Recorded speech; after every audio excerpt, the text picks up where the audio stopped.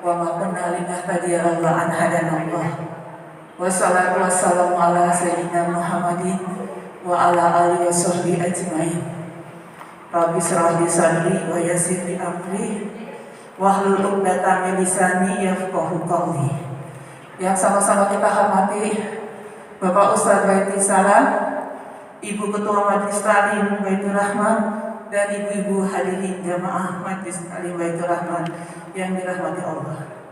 Marilah sama-sama kita buka pengajian kita pada pagi hari ini dengan sama-sama membacakan suratul Fatihah. Al-Fatihah.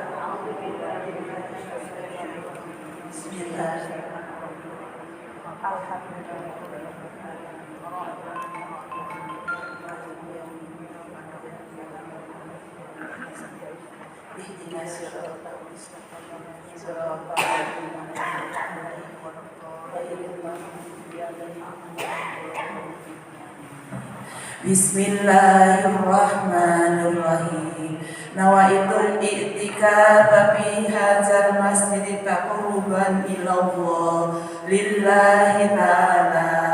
Astaghfirullahal azim alladzi la ilaha illa huwal hayyul qayyum wa atubu ilaih min jami'il ma'asi wal junub. La haula wala quwwata illa billahil aliyyil azim. La ilaha illallah wahdahu la syarika lah, lahul mulku wa lahul hamdu wa yuhyi wa yumiit wa huwa ala kulli syai'in qadir. Allahumma shalli ala Muhammad wa ala ali Muhammad kama shallaita ala Ibrahim wa ala ali Ibrahim wa barik ala Muhammad wa ala ali Muhammad kama barakta ala Ibrahim wa ala ali Ibrahim innaka Hamidum Majid. Allahumma nawwir qulubana binuri hidayatika kama nawwartal arda binuri syamsika abadan abada birahmatika ya arhamar rahimin. Allahumma hdina bil ilmi wa zaina bil hilmi wa akramna bil taqwa wa ja'alna bil afiyah. Allahumma arinal haqqa haqqan warzuqna ittiba'ah wa arinal batila batila warzuqna ijtinabah. Rabbana atina fid dunya hasanah wa fil akhirati hasanatan wa qina adzabannar. Marilah sama-sama kita mendengarkan tausiah pada hari ini yang akan disampaikan oleh Bapak Ustadz Baiti Salam. Kami persilakan.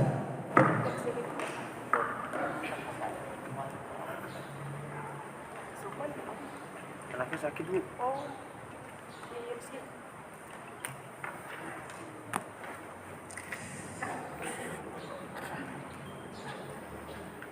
Bismillahirrahmanirrahim. Assalamualaikum warahmatullahi wabarakatuh. Waalaikumsalam warahmatullahi wabarakatuh. Innal hamdalillah nahmaduhu wa nasta'inuhu wa nastahdihi wa nastaghfiruh wa natubu ilayhi wa na'udzu billahi min shururi anfusina wa min sayyiati a'malina. Man yahdihillahu fala mudilla lahu wa man yudlil fala hadiya lahu. Asyhadu an la ilaha illallah wahdahu la syarika lahu wa asyhadu anna Muhammadan 'abduhu wa rasuluh. Allahumma shalli wa sallim ala nabiyyina Muhammad wa ala alihi wa ashabihi wa man tabi'ahum bi ihsan ila yaumiddin. Amma ba'd. Ya ayyuhalladzina amanu taqullaha haqqa tuqatih wa la tamutunna illa wa antum muslimun. Jamaah pengajian Masjid Baitur Rahman yang dirahmati dan dimuliakan Allah Subhanahu wa taala.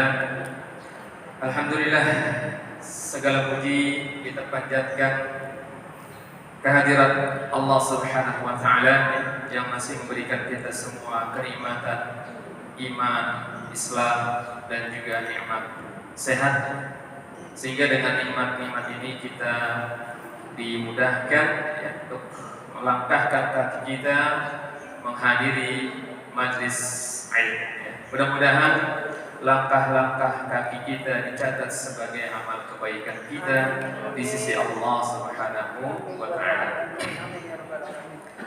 Jamaah yang dirahmati Allah, kita akan melanjutkan kajian tentang iman terhadap hari akhir. Dan pada pagi hari ini kita akan mengangkat sebuah tema tentang syafaat. Apa itu syafaat? Kemudian kapan realisasinya? Apa syarat-syaratnya? Dan kiat-kiat apa saja yang perlu kita lakukan agar kita meraih dan mendapatkan syafaat yang telah Allah janjikan bagi Nabi kita Muhammad sallallahu alaihi wasallam.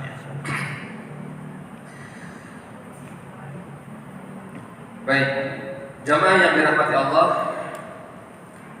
pertama terkait dengan definisi dulu ya, dan kita paham apa itu arti syafaat. Syafaat itu diambil dari kata asy-syafa' ya. Seperti kita dalam surat Al-Fajr ya. Wal fajri wa layalin ashr wasy-syafa'i wal watr. Jadi syafaat itu diambil dari kata asy-syafa'. Apa artinya? Genap ya. Lawan dari kata al-watr, witr, ganjil.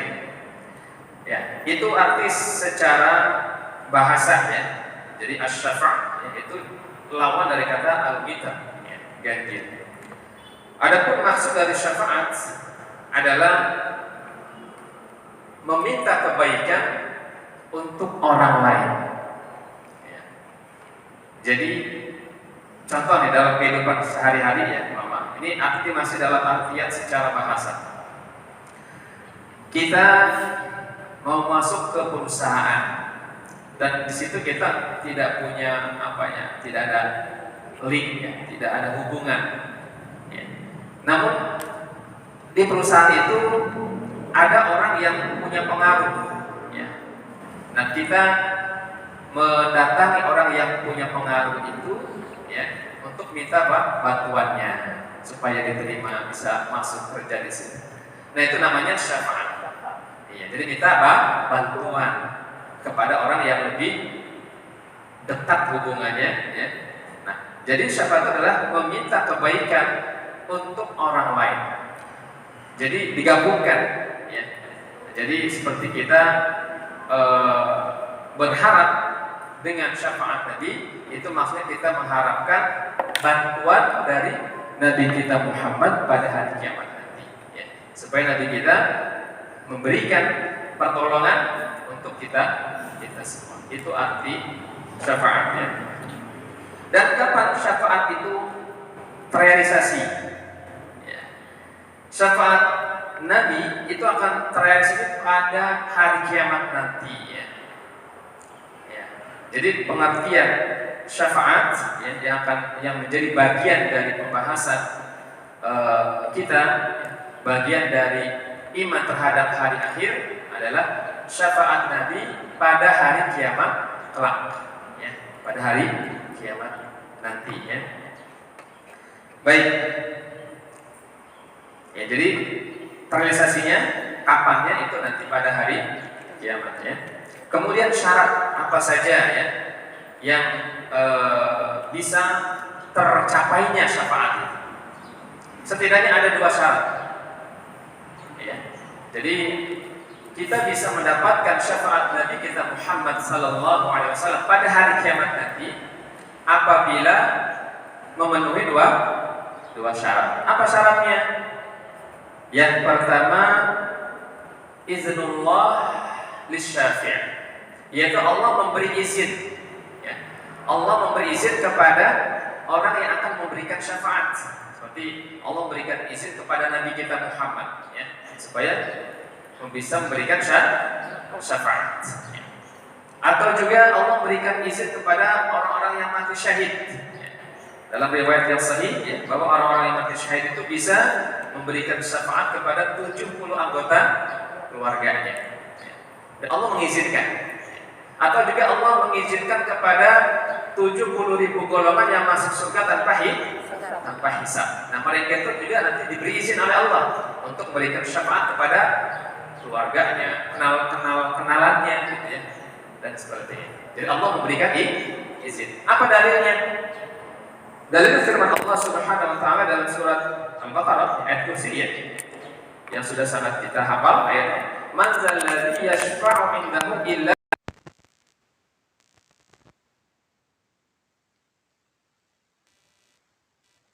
Artinya tidak ada seorang pun yang bisa memberikan syafaat tanpa izin dari Allah Subhanahu wa taala. Ini di ayat yang kedua, ya, yaitu Allah juga berfirman, "Ma min syafi'in illa min ba'di izni." Di surat Yunus ayat 3, ya. Tidak ada seorang pun yang bisa memberikan syafaat melainkan sesudah dapat izin atau restu dari Allah Subhanahu wa taala. Jadi dua ayat ini sudah cukup, ya, bahwa untuk bisa meraih syafaat itu harus, ya, pertama Allah mengizinkan kepada orang-orang tertentu, ya, yang akan bisa memberikan syafaat pertolongan untuk yang lain, ya. Syarat yang kedua, ridallah lil masyfu'. Allah ridha terhadap orang-orang yang akan diberikan syafaat. Ya. Jadi syarat yang kedua, Allahnya apa? Ridha kepada orang-orang yang akan mendapatkan syafaat itu. Siapa mereka?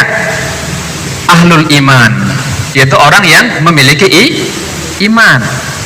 Ya. Jadi orang-orang mukmin dan meninggal di atas iman, membawa iman, insya Allah mereka akan mendapatkan, ya, syafaat, karena Allah ridho kepada orang-orang yang beriman, ya. Jadi orang-orang yang beriman yang keimanannya tulus murni, ya, tidak melakukan dosa-dosa seperti syirik, ya, tidak melakukan hal-hal yang dilarang, ya, perbuatan dosa besar yang bisa mengeluarkan dari agama Allah, ya. Selama dia min ahlil iman, ya, dan meninggal di atas keimanan, maka insya Allah dia akan mendapatkan syafaat tersebut, karena Allah ridho kepada orang-orang yang beriman, bahkan walaupun imannya seberat zarrah, ya. Baik, jadi itu syaratnya, ya. Jadi syafaat akan terrealisasi, akan diberikan apabila memenuhi dua syarat. Pertama apa? Allah mengizinkan kepada orang yang akan memberi syafaat, ya, seperti para rasul, para nabi, ya, khusus nabi kita Muhammad, ya, para syuhada dan orang-orang yang masuk surga tanpa hisab. Mereka akan diberi izin oleh Allah, ya, untuk memberikan pertolongan kepada yang lain. Syarat yang kedua, Allah ridho kepada orang yang akan diberi syafaat, ya. Ya, syaratnya punya iman tadi. Karena kalau orangnya orang musyrik, ya, itu tidak, Allah tidak ridho, ya. Seperti dalam hadis, dalam riwayat, ayahanda dari Ibrahim alaihissalam itu kan Azar, ya. Dan Azar termasuk orang musyrik, bahkan pembuat berhala, ya. Maka Azar tidak bisa mendapatkan syafaat dari Nabiullah Ibrahim karena apa? Terhalang. Karena Allah tidak ridho, karena dia termasuk orang yang menyekutukan Allah Subhanahu wa taala. Dalilnya nih, dalil tentang Allah harus ridho kepada orang yang akan mendapatkan syafaat, ya. Saya kutip dua ayat di sini. Yang pertama surat Al-Anbiya, ya, ayat 28. Wala yashfa'una illa liman irtada. Dan mereka, ya, tidak bisa memberikan syafaat kecuali kepada orang yang telah diridhoi oleh Allah. Tuh. Jadi mereka semua tidak bisa memberikan syafaat, baik para nabi, para malaikat, ya, atau orang-orang soleh tidak bisa memberikan syafaat kecuali kepada orang yang telah mendapat diridhoi oleh Allah Subhanahu wa taala. Nah, ayat yang kedua yang menjelaskan tentang syarat ini adalah dalam surat An-Najm ayat 26. Bahkan dalam ayat ini Allah menjelaskan dua syarat sekaligus, ya. Wa kam mim malakin samawati la tughni syafa'atuhum syai'a illa min ba'di ay ya'zanallahu liman yasha'u wa yarda. Ya. Dan berapa banyak malaikat-malaikat yang ada di langit, ya. Syafaat mereka sedikit pun tidak berguna kecuali setelah Allah mengizinkan untuk orang yang dia kehendaki dan orang yang dia ridhoi. Jadi dua syarat sekaligus ada dalam ayat ini, ya. Surat An-Najm ayat 26. Syaratnya Allah mengizinkan, dan yang kedua Allah nyari ridho, ya. Mudah-mudahan kita termasuk di dalamnya insyaallah, ya. Amin ya rabbal alamin.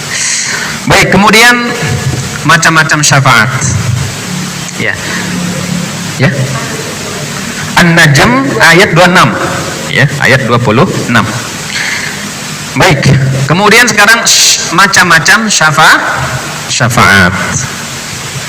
Baik. Yang ada 8 syafaat, ya. Ada 8 syafaat. Ya. Yang pertama syafaatul uzma. Syafaatul uzma, atau disebut juga syafaatul kubra, ya. Syafaat yang paling besar, paling agung, ya. Nah, kapan itu terrealisasi? Nah, syafaatul uzma ini terrealisasi, ya, pada hari di padang mahsyar. Di padang mahsyar. Ketika manusia dibangkitkan oleh Allah, ya, dari kubur mereka, kemudian mereka menghadap, ya, untuk menghadap kepada Allah, dikumpulkan di suatu tempat, ya, yang dalam kondisi manusia itu ghurlan hufatan, ya, kondisi tanpa pakaian, tanpa alas kaki, ya, belum disunat, dalam kondisi apa, seperti bayi lah gitu, ya. Nah, pada keadaan itu manusia semuanya cemas, takut, ya, akan nasibnya akan menimpa mereka. Semuanya berpikiran hanya nafsi-nafsi masing-masing, tidak sempat memikirkan nasib orang lain, ya. Nah, dan pada hari itu dalam riwayat, ya, disebutkan banyak dalam hadis Bukhari, Muslim juga, ya, bahwa matahari didekatkan, ya, sampai keadaan manusia itu, ya, keringat, sampai keringatnya itu membasahi, ya, seluruh tubuh mereka, ada sampai ke mata kaki, ke betis, ke lutut, ya, bahkan sampai yang keringatnya itu menenggelamkan, ya, sampai ke mulutnya, ya, seperti itu.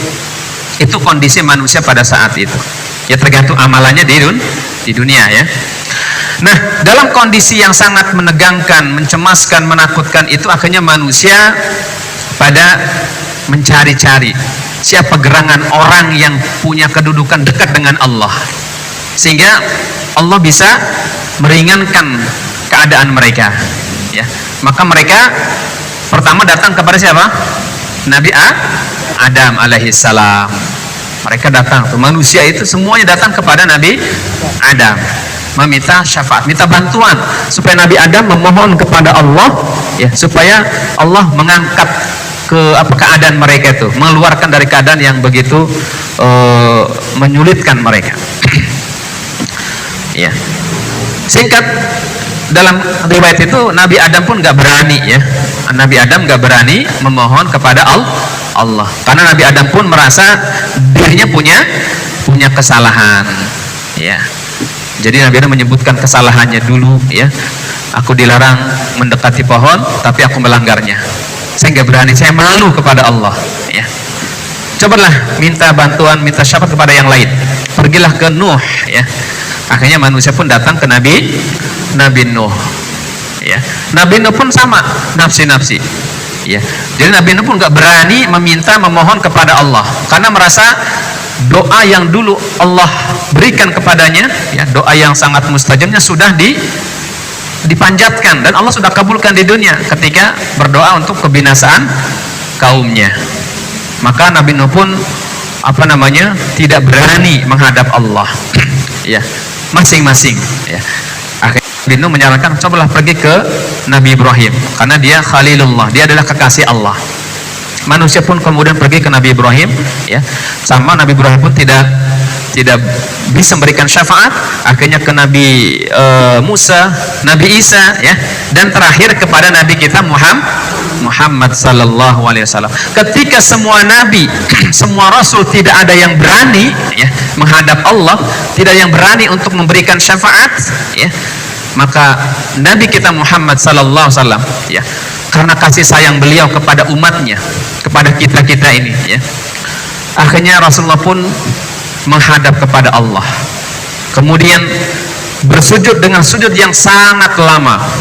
La ya'lamu illallah, ya, hanya Allah yang tahu berapa durasi sujudnya, sampai Allah katakan kepada beliau, ya Muhammad, irfa' ra'sak, angkatlah kepalamu, ya, isfatu syafa', mintalah syafaat, niscaya syafaatmu akan dikabulkan, ya, berdoalah, niscaya doamu akan diperkenankan. Maka Rasulullah pun, ya, berdoa kepada Allah, dan ini yang disebut namanya syafaatul uzma, atau disebut juga maqamam mahmuda, kedudukan yang terpuji yang hanya ini diraih oleh Nabi kita Muhammad sallallahu alaihi wasallam. Kedudukan ini tidak bisa diambil alih, tidak bisa diraih oleh nabi-nabi yang lain, ya. Hal ini berdasarkan firman Allah dalam surat Al-Isra, ya, wa minal laili fatahajjad bihi nafilatan lak asa ayyab'atsaka rabbuka maqamam mahmuda, ya. Inilah, ya, surat Al-Isra ayat 79, ya. Dan pada sebagian waktu malam lakukanlah sholat tahajud, ya, sebagai suatu ibadah tambahan bagimu. Mudah-mudahan Rabbmu mengangkatmu ke maqam mahmud, ya, ke derajat, ya, kedudukan yang terpuji. Inilah yang disebut dengan maqam mahmud, yaitu ketika Rasulullah diberikan kedudukan yang sangat istimewa melebihi kedudukan nabi-nabi yang lain. Ketika semua nabi tidak bisa memberikan syafaat, tapi Allah izinkan kepada nabi kita, Allah perkenankan untuk memberikan syafaatnya. Maka kemudian manusia pun yang masuk surga tanpa hisab segera masuk, disegerakan masuk surga tanpa hisab, ya. Bagi manusia yang akan melalui proses hisab, mereka akan dihisab, ya, dibagikan catatan amal-amal mereka, ditimbang, ya, seperti itu. Nah, jadi setelah ada syafaatul uzma, manusia disegerakan proses tahapan kehidupan berikutnya, ya.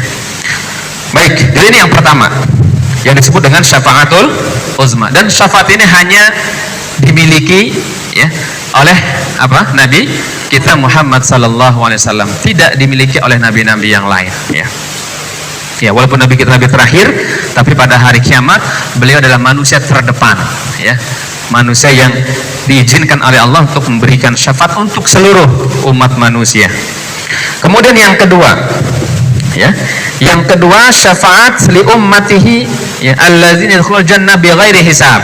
Syafaat yang kedua adalah syafaat beliau, syafaat Nabi kita Muhammad untuk siapa? Umatnya yang masuk surga tanpa hisab. Tadi, ya. Jadi setelah syafaatul uzma itu untuk seluruh umat manusia, yang kedua adalah syafaat Nabi khusus untuk sebagian umatnya, sebagian kecil dari umatnya, yang jumlahnya berapa? 70 ribu min ummati, kata Nabi, ya. Itu akan berikan akan masuk surga tanpa hisab. Nah, maka mereka pun, ya, diberikan syafaat agar mereka disegerakan masuk surga. Dalam riwayat min babil aiman, ya, mereka dipersilakan untuk segera masuk surga dari pintu al-aiman, ya, pintu sebelah paling kanan, ya, paling kanan, namanya pintu al-aiman. Nah, mereka pintu itu hanya dimasuki oleh 70 ribu golongan ini, ya. Ini umat-umat yang sangat spesial, ya, kedudukan, ya. Cirinya mereka itu apa? La yastarqun, ya, dalam riwayat yang lain, la yastarqun wala yatatayyarun, ya, terus wala yaktawun wala rabbihim yatawakkalun. Ada 4 ciri kriteria. Pertama, mereka itu tidak minta dijampi-jampi. Syaratnya la yastarqun, tidak minta dijampi-jampi, tidak minta diruqyah. Pokoknya dia, ya, kalau mengalami sakit, dia berdoa langsung pada Allah, ya, meruqyah dirinya sendiri, itu lebih baik, ya. Syarat yang kedua, 70 golongan ini syaratnya apa? La yatatayarun, tidak menganggap sial, ya. Jadi kalau dia dapat nasib kurang bagus, ya, dia akan hada qadarullah, ini ketetapan Allah. Tidak mencari-cari kesalahan ini karena gara-gara si fulan, gara-gara si anu, gara-gara hari ini, gara-gara begini. Nah, itu. Jadi mereka ini apa? La yatatayyarun. Tidak mencari-cari, tidak menganggap sial itu gara-gara ini. Tapi dia langsung mengatakan ini adalah ketetapan Allah. Pokoknya dia menisbatkan semua apa yang dialami dengan takdir Allah, ya. Syarat yang ketiga kriterianya adalah layak tahun, ya. Tidak melakukan pengobatan dengan besi panas. Besi dipanaskan, ditempelkan ke ini mungkin cara pengobatan yang sudah langka juga, ya, bisa katakan tidak ada. Dan ini termasuk cara pengobatan yang kurang dianjurkan, ya, kurang dianjurkan karena itu menunjukkan sudah frustasi, sudah berbagai macam pengobatan sudah dilakukan, akhirnya solusi terakhir gitu kan, karena keputusasaan dia dengan cara itu, ya. Itu juga bisa mengeluarkan dari golongan 70.000 ini, ya.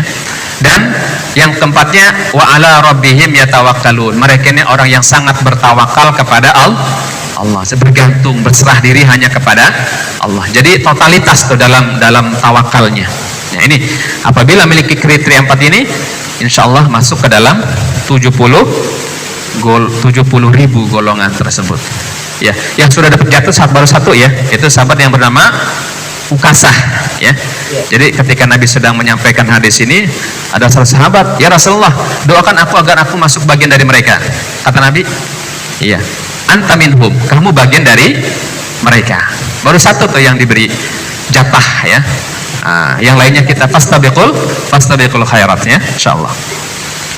Baik, jadi syafaat yang kedua apa tadi? Syafaat untuk umat Rasulullah, ya, yang masuk surga tanpa hisab, ya. Mereka ini 70 golongan tadi, 70.000 golongan, dan masuk melalui jalur pintu al-aiman, ya, pintu dari sebelah kanan. Ya, karena malaikat penjaga surga pun, ya, ketika ahli surga mau masuk surga, ya, pertama kali yang mengetuk pintu surga adalah Rasulullah, ya. Kata malaikat penjaga, man? Nabi menjawab, ana Muhammad, ya. Nah, ketika dijawab bahwa yang meminta dibukakan pintu adalah Muhammad, kata malaikat apa? Ya, haza umirtu bi alla, inilah yang diperintahkan kepadaku supaya aku tidak membukakan kecuali untuk dirimu, ya. Jadi yang pertama kali bisa membuka pintu surga adalah Rasul. Ini lagi syafaat, ya, syafaat beliau. Baik. Terus yang ketiga, ya, tidak ada 8 macam syafaat, ya. Yang ketiga syafaat di ahli jannah, ya, syafaat untuk ahli surga agar mereka disegerakan masuk surga setelah hisab dan sirat, ya. Kalau yang tadi kan mereka langsung, ya, mereka yang tanpa hisab dan tanpa sirat. Jadi prosesnya setelah Rasul memberikan syafaatul uzma, ya. Nah, golongan yang 70.000 ini segera dimasukkan. Nah, golongan yang kedua berikutnya adalah mereka ini setelah dihisab, ya, setelah buku catatannya diberikan, setelah ditimbang, ternyata kebaikannya lebih berat daripada keburukannya, maka mereka pun akan disegerakan masuk ke dalam surga, ya. Ya, jadi Rasulullah ketika melihat umatnya melewati melintasi sirat, Rasulullah berdoa, Allahumma sallim, ya Allah selamatkan. Ini sapaan dari Rasulullah, memberi apa? Bantuan dengan doa supaya umatnya selamat ketika melewati jembatan tersebut, selamat sampai ke surga, tidak terjatuh ke lubang neraka, ya, waliyazubillah, ya. Baik, jadi yang ketiga syafaat Rasulullah untuk umatnya yang memang layak dan berhak masuk surga setelah proses hisab dan sirat, ya.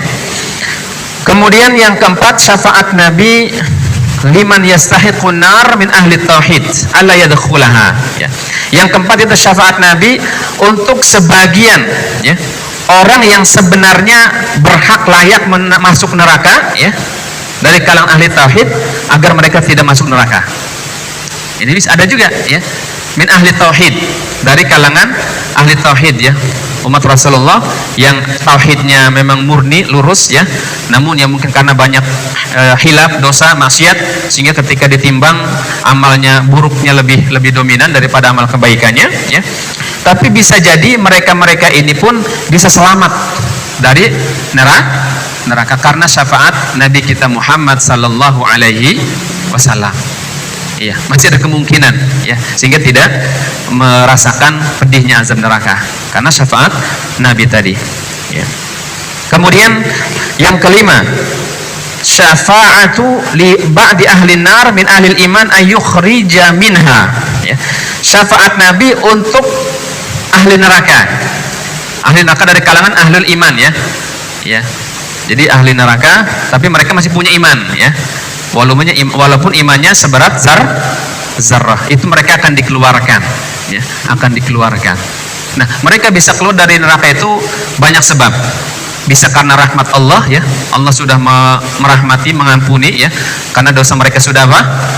Sudah terbayar dengan azab tersebut.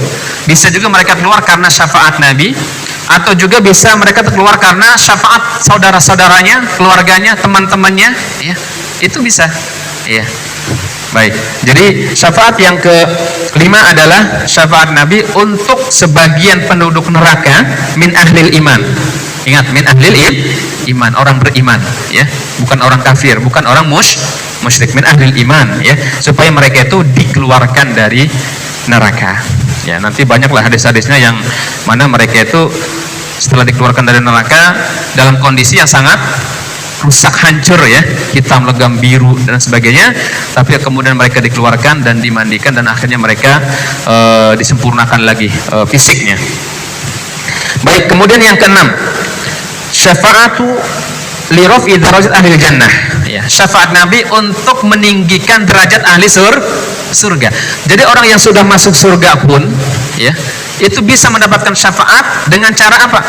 Dengan dinaikkan derajatnya, ditinggikan kedudukannya ya. Jadi syafaat Nabi itu banyak ya. Jadi syafaat Nabi itu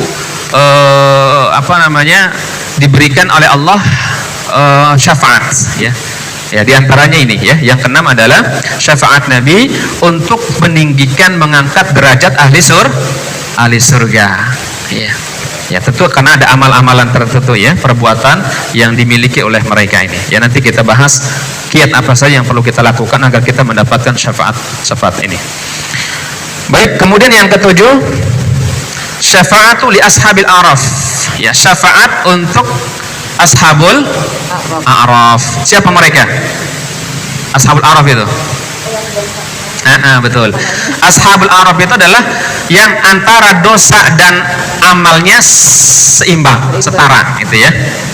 Jadi ketika ditimbang ya, kan ada fa amma man saqulat mawazin fa huwa fi isyatin radiyah ya. Adapun orang yang timbangan kebaikannya lebih berat, maka dia akan mendapatkan surga ya, kehidupan yang diridhoi. Sebaliknya wa amma man khaffat mawazin fa ummuhu hawiyah. Adapun orang yang timbangannya ringan, jadi kebaikannya ringan ya, lebih berat keburukannya, maka tempat kembalinya adalah hawiyah, yaitu neraka yang menyala-nyala ya, seperti itu.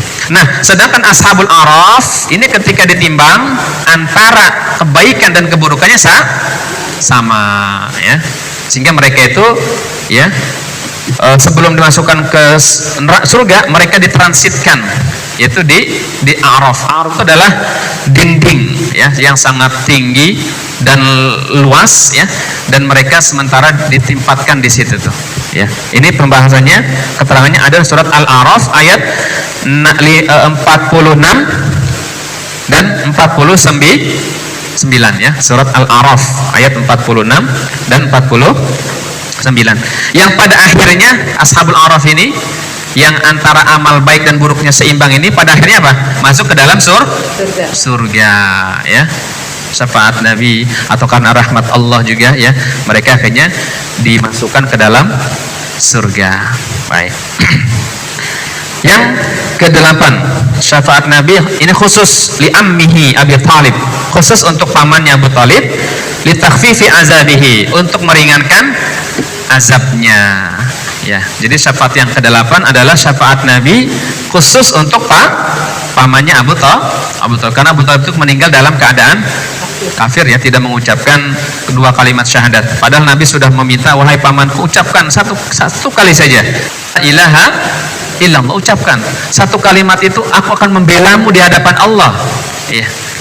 Tapi sampai ajal tiba Abu Thalib tidak mengucapkan la ilaha illallah, karena di depan, di samping kiri kanannya ada Abu Jahal, ada Abu Lahab, ya, ada teman-teman tokoh-tokoh musyrik, ya, sehingga Abu Thalib berat mengucapkan la ilaha illallah. Maka ini bahayanya berteman dengan orang-orang yang buruk, ya. Jadi berteman dengan orang-orang yang tidak soleh, ya, itu akan berpengaruh, ya, akan mempengaruhi sikapnya. Padahal ketika Abu Thalib itu masih hidup, masih sehat, sikapnya jelas, ya, membela, mendukung Rasulullah, membackup, ya. Tapi karena dia masih berteman dengan orang-orang buruk, ya, dengan tokoh-tokoh Quraisy, sehingga di akhir hayatnya dia meninggal di atas kekufuran, ya, tidak mengucapkan kalimat syahadat, ya.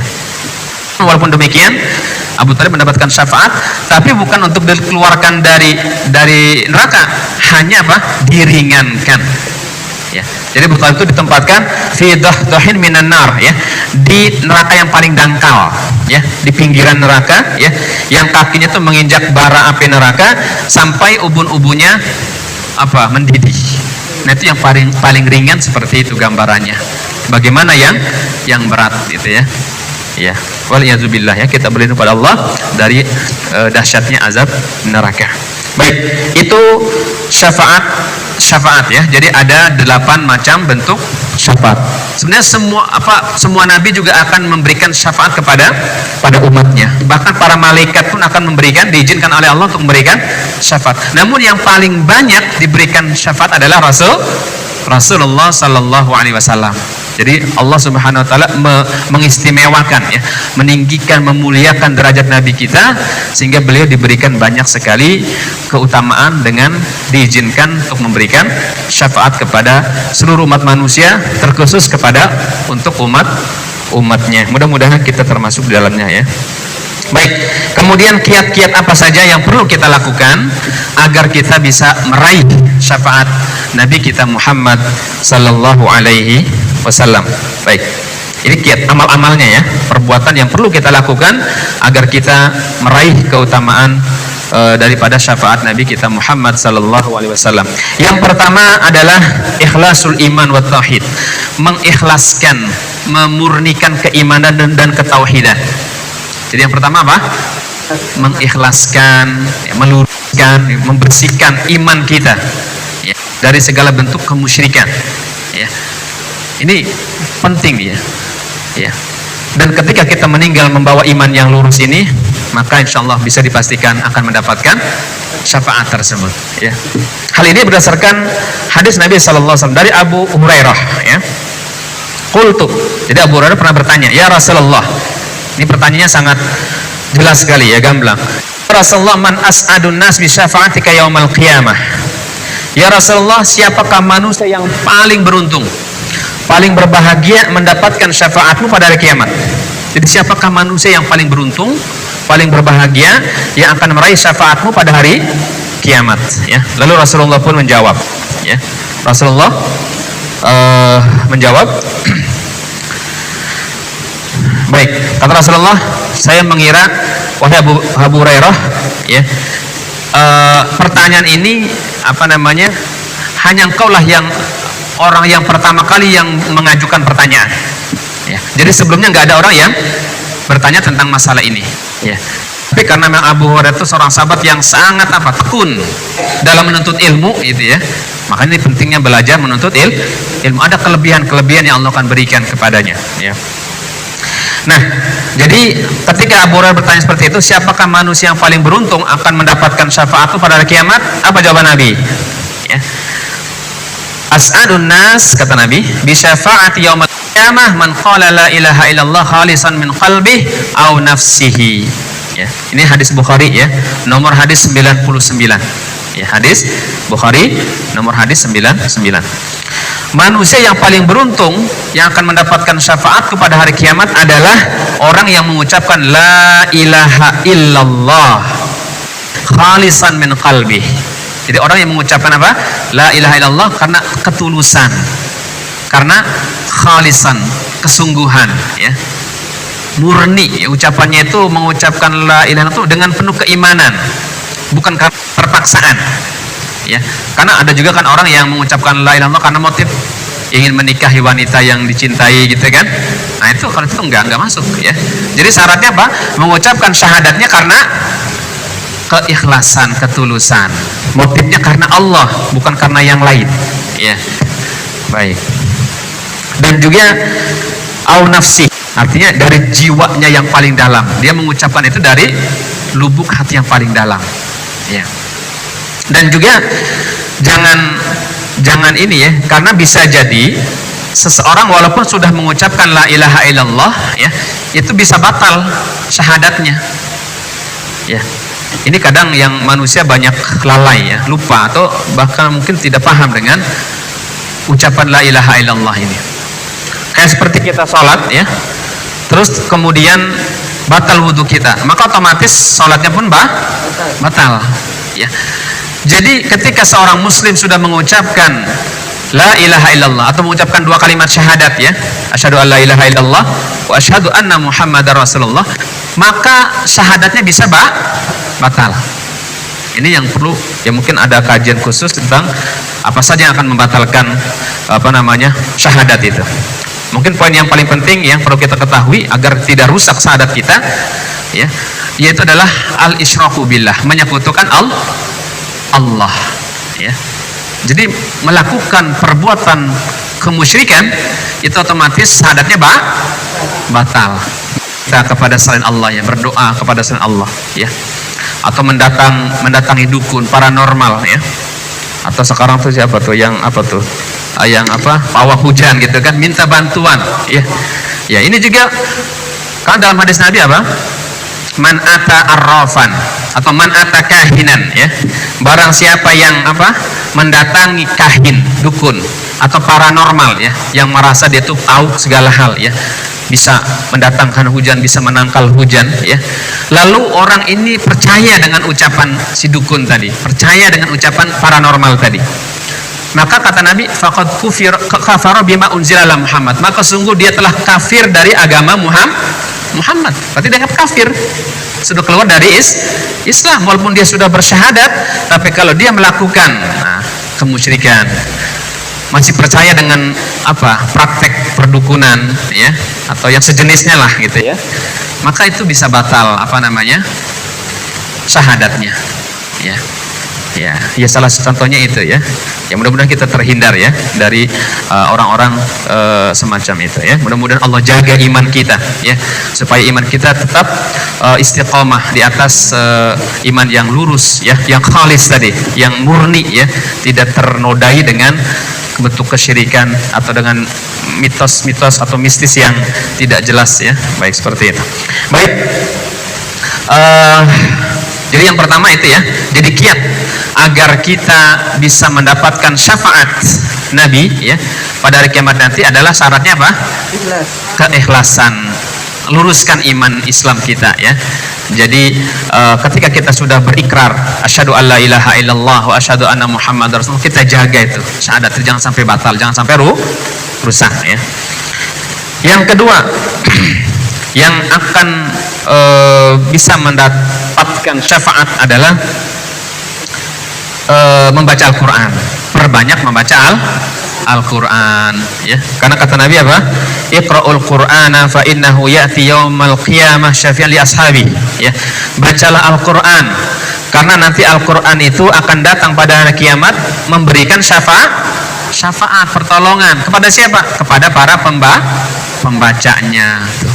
Jadi gemar ya, rajin kita membaca Al-Quran. Pokoknya kita harus indikan diri kita ya, supaya dalam sehari itu jangan sampai terlewat membaca Al-Quran. Kita luangkan waktu kita ya, apalagi kalau kita punya kegiatan rutin gitu, terjadwal gitu ya, umpama sehari 1 juz umpama, itu lebih baik lagi ya, punya agenda ya untuk memfokuskan membaca Al-Quran ya. Baik, kemudian yang ketiga membaca surat Al-Mulk. Nah ini juga ada keutamaan ya, surat Al-Mulk. Ya ini juga sudah menjadi ya kebiasaan. Mudah-mudahan jadi rutinitas kita ya membaca surat Al-Mulk. Ini berdasarkan hadis Nabi juga ya. dalam Sunan Abu Daud ya, nomor hadis 1400 ya. Dari Abu Hurairah radhiyallahu anhu, Nabi sallallahu alaihi wasallam qala, suratun minal Qur'an salasuna ayah tashfa'u li sahibiha hatta yugfara lahu tabarakalladzi biyadihil mulk ya wa huwa ala kulli syai'in qadir. Baik. Dari Abu Hurairah, dari Nabi sallallahu alaihi wasallam ya, beliau bersabda, ada satu surat kata Nabi, satu surat ya dari Al-Qur'an yang jumlah ayatnya 30 ayat. Nah, surat ini yang 30 ayat itu tasfa' akan memberikan syafaat lisahibiha bagi pembacanya sampai dia pun diampuni oleh Allah, mendapatkan ampunan. Apa surat itu?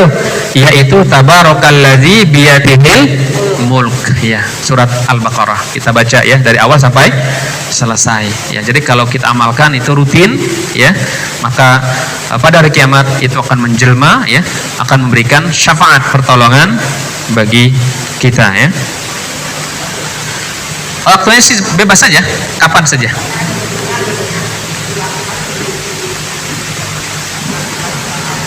Iya. Baik. Jadi kalau untuk waktunya sebenarnya tidak disebutkan di sini ya. Artinya boleh saja, boleh kapan saja dibaca ya. Boleh kapan saja dibaca sesempatnya gitu ya. Habis sholat fardu, habis maghrib atau habis isya ya. Ya. Jadi menjadi agenda rutin kita ya. Kita luangkan waktu untuk membaca surat Tabarak tadi ya, Al-Mulk ya, yang jumlahnya ya 30 ayat tadi ya. Paling 5 menit sampai 10 menit ya. Baik. Baik. Terus yang keempat, yang akan amalan ya, ini amalan yang perlu kita lakukan agar kita mendapatkan syafaat. Yaitu asyam. Apa tuh syam? Puasa. Ya, ntar lagi ya. Mungkin 9 hari lagi kita akan memasuki bulan puasa, bulan Ramadan ya. Maka maksimalkan ya bulan Ramadan untuk kita jaga puasa kita ya. Hal ini berdasarkan hadis dari Abdullah bin Amr ya, bahwa Rasulullah sallallahu alaihi wasallam bersabda, "As-siyam wal Qur'anu yashfa'ani lil 'abdi yaumal qiyamah." Ya. Jadi kata Nabi, puasa dan Al-Qur'an ini keduanya nanti ya akan bisa memberikan syafaat kepada seorang hamba ya pada hari kiamat nanti. Puasa itu nanti akan berkata ya, jadi nanti puasa ibadah kita itu ya, itu nanti akan menjelma seperti makhluk gitu ya. Ya, dia berkata pada Allah, "Ya Rabb, ya, mana'tuhu siyam wasyahwat bin nahar." Ya, fasyafi'ni fi. Nah, jadi ya Rabb, ya Allah, aku kata puasa ya, ya, telah menahan dirinya dari makanan, minuman dan juga dari syahwat ya di siang hari, maka berikan aku izin untuk bisa memberikan syafaat untuknya. Jadi ibadah puasa yang dulu kita lakukan di dunia itu nanti akan menjelma seperti makhluk dan akan memberikan syafaat pertolongan kepada kita ya, pada kita yang sering berpuasa kayak gitu. Ini hadis Ahmad ya, Imam Ahmad nomor hadis 174 ya. Baik, singkat saja ya. Berikutnya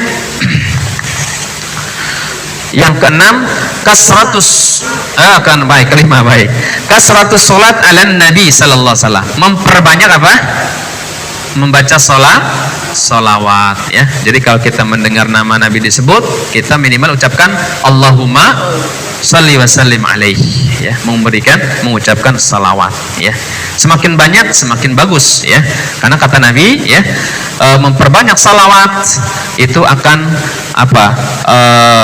menjadikan dia ya orang yang layak dan berhak ya mendapatkan syafaat Nabi sallallahu alaihi wasallam. Hal ini berdasarkan hadis dari Abdullah bin Mas'ud ya radhiyallahu anhu, anna Rasulullah sallallahu alaihi wasallam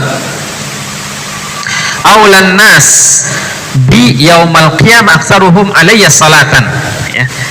Jadi manusia yang paling utama, aulan nas ya, manusia yang paling utama ya untuk mendapatkan syafaatku hari kiamat adalah orang yang paling banyak membaca salawat ya. Ini hadis ini ada dalam Sunan Tirmizi ya, Sunan Tirmizi nomor hadis 484 ya. Hadisnya hasan ya. Hadisnya hasan. Walaupun hadis ini didhaifkan oleh Imam Albani ya, tapi tidak mengurangi kualitas hadis ini. Karena hadis ini semakna dengan firman Allah ya dalam surat Al-Ahzab ya. Innallaha wa malaikatahu yusholluna 'alan nabi ya ayyuhalladzina amanu shallu 'alaihi wa sallimu taslima. Allah perintahkan wahai orang beriman bersalawatlah kepada nabi, ucapkan salawat dan salam kepada nabi. Jadi hadis ini ya itu menegaskan tentang keutamaan membaca salawat kepada nabi kita Muhammad sallallahu alaihi wasallam ya. Jadi perbanyak membaca salat terutama di hari Jumat ya, perbanyak salawat karena itu nanti jadi manusia yang diprioritaskan. Jadi aulan nas, manusia yang paling utama ya, paling dekat dengan nabi itu orang yang paling banyak membaca salawat. Kemudian yang keenam ya, kiat yang keenam atau amalan yang bisa kita lakukan untuk meraih syafaat Nabi adalah kasratus sujud, memperbanyak sujud. Maksudnya apa nih? Perbanyak sholat sunnah, perbanyak sholat sunnah ya. Jadi perbanyak sujud maksudnya perbanyak sholat sunnah. Apalagi nanti ya bulan Ramadan ada sholat tarawih ya, ada qiyamul lail, perbanyak ya.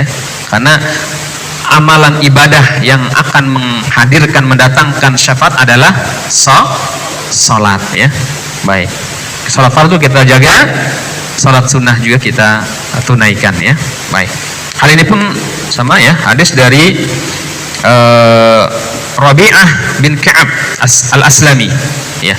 Qala, dia berkata, kuntu abitu ma Rasulullah, dulu aku pernah menginap ya di rumah Rasulullah ya. Ya. Fa'ataituhu biwadu'ihi. Lalu aku ya, waktu aku menginap itu aku mempersiapkan air wudunya. Jadi sahabat ini membantu lah ya. Ketika Nabi bangun malam, sahabat ini mempersiapkan air untuk wudu dan lain sebagainya. Ya, segala kebutuhan dipersiapkan. Nah, lalu Nabi berkata kepada sahabat ini, ya, sal, mintalah sesuatu, ya. Ini sebagai imbalan lah gitu ya. Rasulullah menawarkan, silakan minta apa kamu, ya. Lalu sahabat ini menjawab, as'aluka murafaqatu fil jannah. Saya hanya meminta kepadamu, saya bisa menemanimu di surga. Nah, itu permintaannya. Ya. Jadi saya berharap, saya minta, ya, agar aku bisa menjadi pendampingmu di surga. Lalu kata Nabi, ghairu zalik, apakah ada permintaan yang lain selain itu? Ya. Qultu huwa zak, itu saja ya Rasulullah. Ya. Lalu kata Rasulullah, fa'inni ala nafsika bikasratis sujud. Oleh karena kalau begitu, bantu aku oleh engkau agar aku bisa memperbanyak sujud ya. Jadi memperbanyak sujud itu ya, memperbanyak salat sunnah itu juga akan mendapatkan syafaat dari Rasulullah sallallahu alaihi wasallam. Kemudian singkat saja, yang ketujuhnya adalah mengikuti orang yang azan kemudian berdoa setelah azan ya. Ini juga hadisnya masyhur ya. Ya. Jadi ini juga kiat yang ketujuh ya. Jadi ketika kita mendengar azan sedang berkumandang ya, kita ikutin. Jangan malah merasa terganggu ya. Nah, ini ya, hati-hati ya. Kalau merasa terganggu dengan suara azan, bahkan menyamakan dengan hal-hal yang tidak baik ya. Ini termasuk memperolok-olok ya. Kalau berani memperolok-olok agama Allah, syiar agama Allah, itu bisa batal syahadatnya. Kalau dia tidak bertaubat ya, itu salah satu pembatal syahadat apa? Menghina ya, melecehkan syiar-syiar agama Allah. Tuh. Ya, padahal kita diperintahkan kalau mendengar azan apa? Mengikuti. Ya, ketika muazin Allah Akbar kita Allahu Akbar, mengikuti gitu ya. Nanti setelah selesai apa? Kita berdoa. Apa doanya? Allahumma Rabb hadhihi da'wati tammah was salatil qa'imah ati sayyidana Muhammadal wasilah wal fadilah wa ba'athu maqaman mahmudan allazi wa'adtah. Kayak gitu ya. Apa kata Nabi? Halat lahu syafa'ati yaumil qiyamah. Jadi orang yang menyimak azan, mengikutinya, lalu dia menutup dengan doa tadi, maka halal baginya syafaat pada kiamat. Dia punya berhak mendapatkan syafaat ya. Baik. Dan yang terakhir ya, mungkin yang terakhir, amalan yang bisa kita lakukan agar kita meraih syafaat, bukan hanya syafaat dari Nabi, juga syafaat dari yang lain ya. Yaitu apa? Memperbanyak teman-teman soleh, memperbanyak teman solehah ya.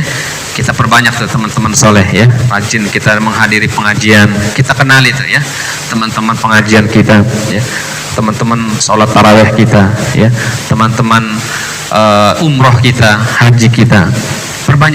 Perbanyak amal soleh. Teman soleh ya, perbanyak teman-teman soleh. Karena nanti teman-teman yang soleh ini akan apa? Membela kita di hadapan Allah. Mereka akan menjadi saksi. Ya Allah, mana si fulan ya? Kalau teman-teman kita ini mencari kita dan kita yang tidak ada di surga, itu mereka bertanya dan menghadap kepada Allah, ya Allah, mana si fulan yang biasa sholat bersama, puasa bersama, ngaji bersama, saya tidak menemukan. Kalau seandainya masih berada di neraka, itu bisa diangkat, dikeluarkan karena syafaat tadi ya, syafaat dari teman-teman soleh ya. Jadi perbanyak teman-teman soleh ya, jangan putus hubungan ya, karena ya teman solehah juga berarti begitu ya. Jangan sampai kita memutuskan hubungan baik dengan teman-teman kita ya, karena teman-teman soleh itu akan bisa juga membantu dan berikan syafaat pada hari kiamat nanti ya. Insyaallah mudah-mudahan kita semua ini menjadi teman-teman soleh di dunia hingga di akhirat. Amin ya robbal alamin ya. Baik, mudah-mudahan ada manfaatnya. Mungkin masih ada waktu ya, sampai 11:30 ya. Baik, silakan mungkin kalau ada yang mau bertanya seputar syafaat. Baik, silakan. Baik.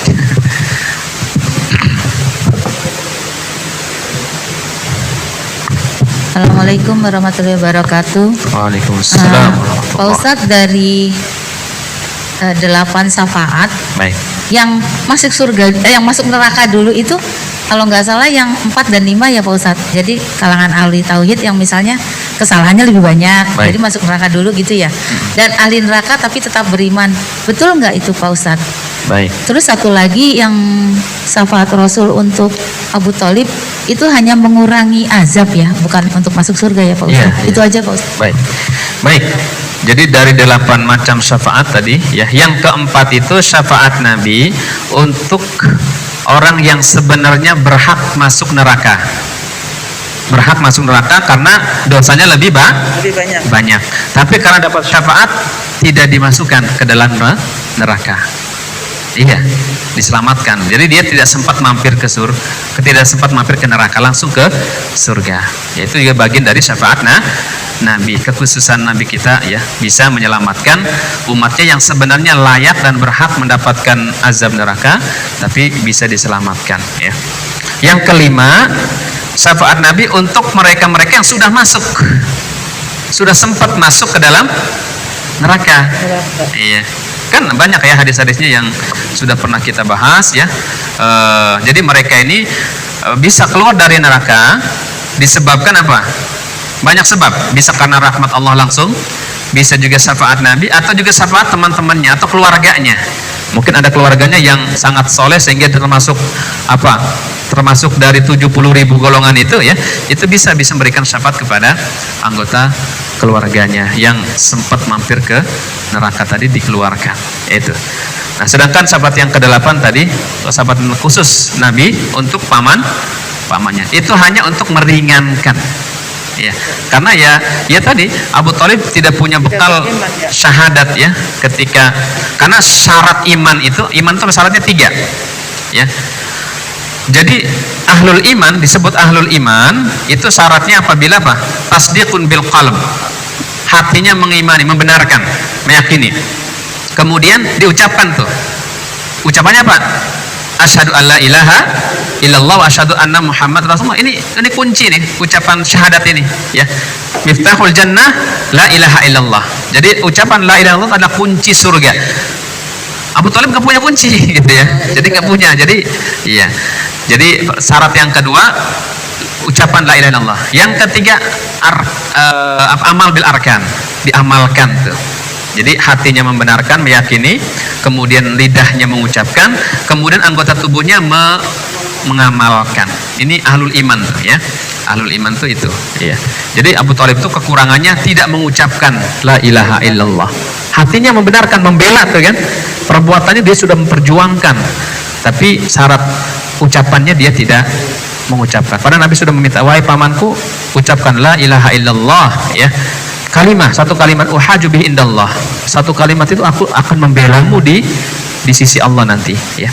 Tapi ya Abu Thalib, ya qadarullah, ya, sampai meninggal dia tidak mengucapkan la ilaha illallah. Baik. Assalamualaikum warahmatullahi wabarakatuh. Waalaikumsalam. Yang ingin saya tanyakan masalah tawasul ya Pak Ustadz. Baik. Kadang-kadang kita setiap ada permasalahan kita menggunakan tawasul untuk memohon pada Allah. Apakah kalau tawasul itu sudah digunakan terus nanti kita amal soleh kita itu habis karena kita menggunakan tawasul itu dengan mohon pertolongan pada Allah. Terima kasih. Baik. Mungkin maksud tawasul dengan bil amali solehah, ya. Baik. Jadi terkait dengan tawasul, ya, ini tawasul yang masyru' yang dibolehkan itu ada 3, ya. Pertama, tawasul dengan apa? Tawasul dengan doa orang yang masih hidup, ya. Kita bertawasul kepada Allah atau berperantara maksudnya, ya. Jadi kita bertawasul dengan perantara doa orang soleh yang masih hidup, ini boleh. Ya, dulu di zaman sahabat sering kan, ya Rasulullah, kami sedang peceklik nih, tidak turun-turun hujan gitu kan. Cobalah berdoa. Ini tawasul namanya. Artinya berperantara kepada Rasulullah supaya Nabi yang berdoa, ya. Ketika Nabi sudah wafat, para sahabat bertawasul dengan Abbas, paman Nabi, meminta kepada Abbas supaya berdoa. Itu tawasul menggunakan doa orang soleh yang masih hidup, itu boleh, ya. Ya, di zaman Nabi sudah pernah ketika tidak turun hujan, Nabi berdoa, Allahumma gisna, ya, ghaisan nafi'a, ya Allah turunkan hujan yang akan membawa manfaat, hujan yang tidak menenggelamkan, hujan yang tidak mengporak-porandakan. Allah kabulkan, langsung turun hujan. Nah, ketika terus menerus itu kan hujan terus sampai banyak yang banjir, ya, banyak yang rusak, hewan banyak yang mati tenggelam. Ada sahabat lagi datang lagi, ya Rasulullah, tolong berdoa lagi supaya menghentikan hujan ini. Bukan dengan pawang, ya, dengan doa. Rasul sudah mengajarkan dengan doa apa doanya tuh? Allahumma hawalaina wala alaina. Allahumma alal akam wa butunil audiyah wa manabitis syajar. Ya Allah, turunkan hujan ini sekitar kami. Hawala itu, jadi singkirkanlah hujan ini ke sekitar kami, jangan kepada kami. Nanti kami sudah cukup, gitu ya. Turunkan hujan ini ke lembah-lembah, ke gunung-gunung, ke bukit-bukit, ke hutan-hutan. Itu doanya. Jadi bukan dengan mengundang pawang hujan, ya, itu bisa merusak iman kita, ya. Cukup dengan doa pada Allah, ya. Jadi kalau kita hujan terus menerus, kita berdoa Allahumma hawalaina wala alaina. Itu minimal itu, ya. Supaya hujannya menyingkir, gitu, ya. Nah, jadi pertama tawasul dibolehkan dengan menggunakan doa orang soleh yang masih hidup. Yang kedua, tawasul dengan menyebut nama dan sifat-sifat Allah. Contohnya gini, iya, dengan Asmaul Husna boleh, ya. Seperti ya Ghaffar, ya Ghafur, ya. Wahai Zat yang Maha Pengampun, ampunilah dosa-dosa aku, ya. Dosa yang begitu banyak, ya. Dosa yang besar, yang kecil. Aku mohon kepadamu karena Engkau adalah apa? Innaka antal ghafurur rahim, ya. Atau kita minta rezeki, kita sebut nama Allah, ya Razzaq, ya Mannan, gitu kan, ya Wahhab, wahai Zat pemberi rezeki, berikanlah aku rezeki. Itu boleh. Itu namanya tawasul dengan menyebut nama dan sifat Allah. Dan yang ketiga, boleh juga tawasul dengan amal-amal soleh. Contohnya, ya seperti juga ada 3 orang yang terjebak dalam gua, ya. Itu kisah 3 orang yang terjebak dalam gua, ketika hujan mereka masuk ke gua, tiba-tiba pintu gua tertutup dengan batu besar, ya. Akhirnya ketiga orang itu berdoa, ya Allah, ya, dulu saya pernah hampir berzina, gitu, ya. Nah, lalu dia mengingat tuh perbuatannya yang hampir berzina, tapi dia kemudian tidak jadi melakukan karena takut kepadamu. Kalau seandainya itu adalah amal soleh saya, Allah, tolong bukakan pintu gua ini. Maka pintu gua pun bergeser sedikit, ya, tapi belum bisa, mereka belum bisa keluar. Terus yang satu lagi berdoa, ya Allah, dulu saya punya orang tua, ya, saya selalu berbakti kepadanya, saya hidangkan susu terbaik untuknya, saya mengutamakan dia daripada anak dan istriku. Kalau itu adalah bakti saya, itu dan termasuk amal soleh saya, maka tolong bukakan pintu gua ini. Maka pintu gua pun bergeser ya, tapi masih belum bisa keluar. Nah, orang yang ketiga menyebut akan ininya, sifat amanahnya ya. Jadi orang yang ketiga ini, ya Allah, dulu saya punya karyawan, dia punya upah tapi upahnya belum diambil, maka upah itu disimpan oleh sang majikan ini ya, dan dikembangkan sehingga menjadi berkembang gitu ya. Yang tadinya mungkin senilai 1 ekor kambing karena dikembangkan menjadi banyak ya, dibelikan kambing berikutnya, dan sampai kemudian selembah itu penuh dengan kambing-kambing dari hasil uang tersebut. Nah, ketika si karyawan itu mau mengambil haknya, kata sang majikan, itu ambil semua tuh, kambing-kambing, sapi ya, berikut ada budak yang mengembalakannya, itu semua milikmu ya, itu adalah gajimu yang saya kembangkan. Nah, itu sifat amanah ya. Nah, kemudian berdoa, ya Allah, kalau seandainya perbuatan itu adalah kebaikanku, maka tolong bukakan pintu ini. Maka Allah pun buka pintu gua itu dengan lebar sehingga mereka bisa selamat dan bisa keluar dari gua tersebut. Nah, apakah kemudian ketika kita berdoa menyebut amal soleh kita akan mengurangi ibadah kita? Sebenarnya tidak ya. Iya, karena itu kan yang penting kita menjaga keikhlasan ya. Jadi kalau kita meminta sebagian pahala itu langsung dinikah di dunia, itu boleh-boleh saja ya. Sedangkan pahala akhirat tetap tidak akan berkurang ya. Jadi ketika kita melakukan amal soleh ya, terus umpama amal soleh itu Allah kabulkan di dunia, itu bonus ya. Sedangkan pahala di akhirat tetap akan kita dapatkan dengan sempurna. Ketika kita bersedekah umpama ya, kata Allah apa? Satu kebaikan akan dilipat gandakan 10 kali lipat ya.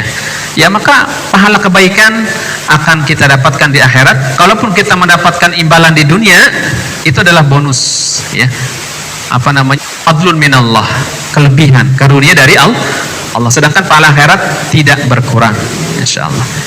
Ya, baik, yang penting tetap menjaga keikhlasan ya. Jadi ketika kita berdoa pada Allah dengan menyebut umpama amal kebaikan kita ya, tanpa ingin pamer gitu ya, bukan ingin menyebutkan di khalayak ramai, bukan ya. Karena itu maksudnya berdoa ketika kita memohon kepada Allah ya. Jadi kalau kita menyebut dengan langsung kepada Allah itu enggak masalah, tidak merusak keikhlasan dan ketulusan kita. Berbeda kalau kita menyebutkan amalan kita di hadapan manusia.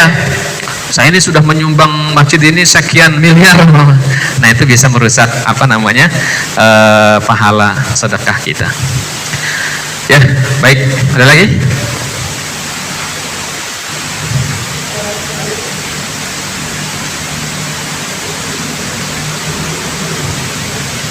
Baik.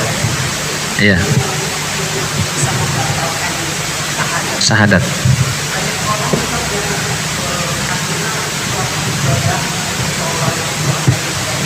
Baik. Iya. Nah, iya.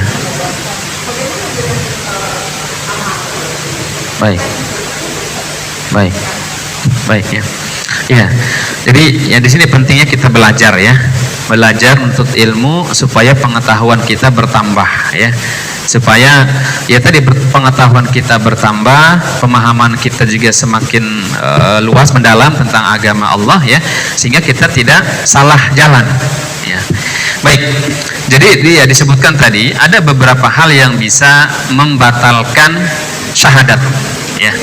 Jadi bukan hanya sholat yang bisa batal gitu kan, syahadat pun bisa batal ya. Salah satunya adalah melakukan praktek kemusyrikan ya, atau dengan ucapan-ucapan yang tadi menghina gitu ya. Nah, jadi ketika ada seorang muslim ya melakukan praktek kemusyrikan ya, masih suka membuat sesajen umpama gitu ya, ataupun ya melakukan ritual-ritual yang mencampur baurkan antara agama yang hak dengan agama luhur umpama ya. Kalau dia melakukan karena kesadaran ya, masih percaya dengan mitos-mitos itu, ya itu bisa merusak iman dia, bisa merusak syahadat dia ya. Tapi kalau dia setelah belajar mengetahui bahwa itu adalah kekhilafan, kesalahan ya, penyimpangan, dia bertobat, maka Allah Maha Pengampun. Maka di sini pentingnya belajar, pentingnya ilmu ya. Jadi kalau kitanya dulu pernah melakukan hal-hal praktek-praktek kemusyrikan, praktek ya tadilah datang ke para dukun, para orang pintar dan lain sebagainya ya, ataupun ya masih percaya dengan itu, karena dulu nggak tahu, nah setelah tahu kita bertobat mohon ampun kepada Allah ya. Jadi kalau kesalahan kita dengan Allah itu cara tobatnya cukup 3 kan. Kalau kesalahan kita dengan manusia ada 4 syaratnya ya. Kalau kita punya dosa dengan Allah ya, seperti tadilah melakukan kemusyrikan ya, maka cukup tobatnya pertama menyesal bahwa dulu melakukan praktek-praktek menyimpang. Yang kedua syaratnya apa? Berjanji akan memperbaiki diri ya, al-azmu, bertekad untuk memperbaiki diri. Yang ketiga berjanji tidak akan mengulangi lagi. Udah 3 ini terpenuhi, ya Allah dulu saya melakukan ini, saya mohon ampun kepadamu ya Allah karena ketidaktahuan saya. Lalu kemudian berjanji tidak akan mengulangi lagi dan bertekad akan memperbaiki diri. Memperbaiki itu ya dibuktikan dengan memperbanyak sholat sunnah ya, perbanyak puasa sunnah ya, perbanyak sedekah. Itu ada bukti kita sudah menyesal atas dosa-dosa yang lalu.